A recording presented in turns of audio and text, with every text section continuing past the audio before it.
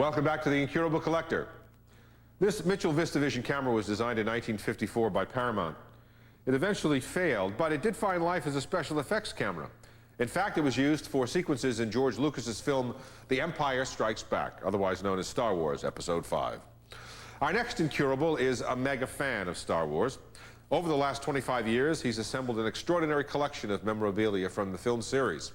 With collector excitement like his still going strong and prices still rising, Star Wars is this week's hot collectible.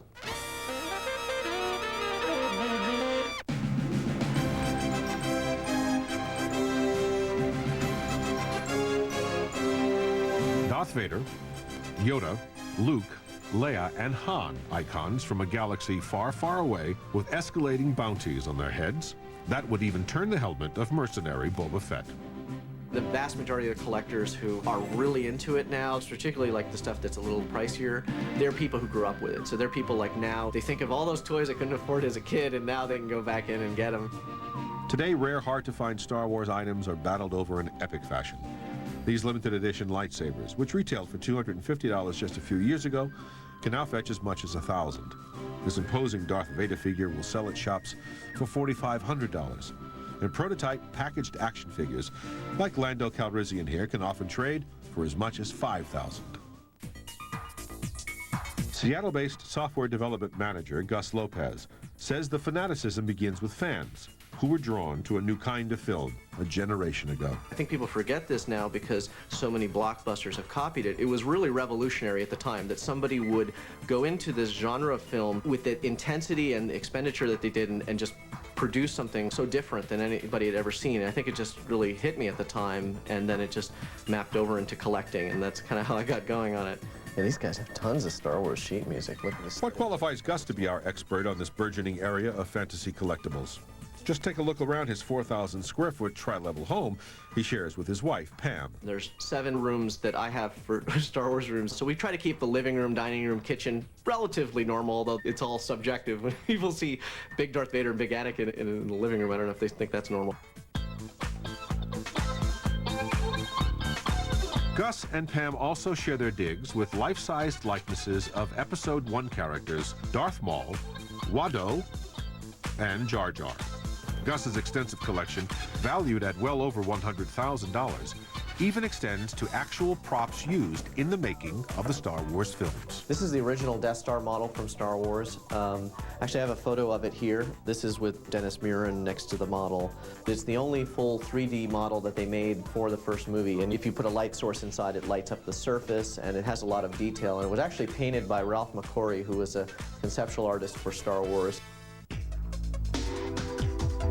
How do you get started?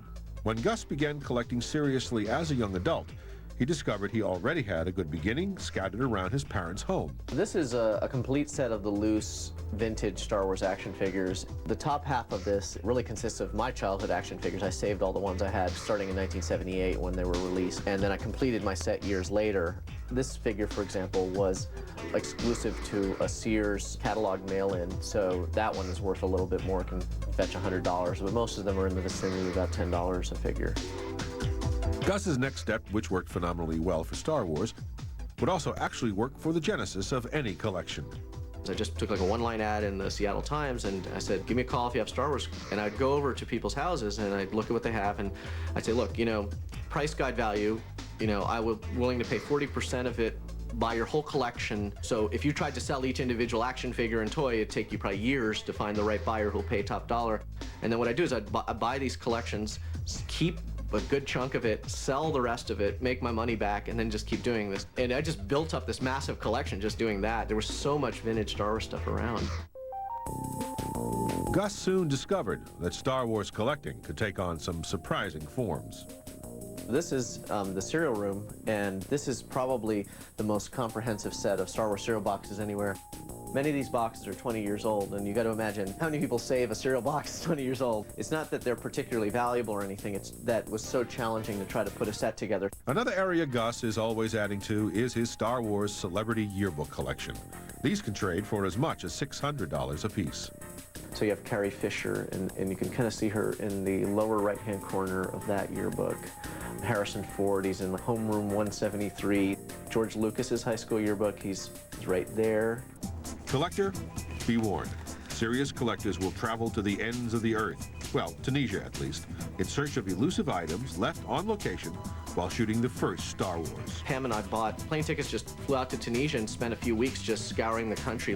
What I do is I go out there, show photos of Star Wars, and then you find the person who remembered the filming from 20 years ago, and they'd go run off, and the next day they'll come back with this really cool piece, and you give them not a lot of money, but like for them, like 2 months of wages or something to buy some really cool piece, and then they find more stuff for you, and so we found just incredible stuff. From the junkyards of Tunisia to the closeout bins at the local 5 and dime store, there are Star Wars collectibles in every price range for the buyer who has become smitten with the romance of this enduring intergalactic odyssey. I will frequently get people coming to me going, I want to buy the high-end things, I want to buy the really unusual stuff, and what I'll advise them is take your time. There is so much of that stuff out there. Just find what you really love.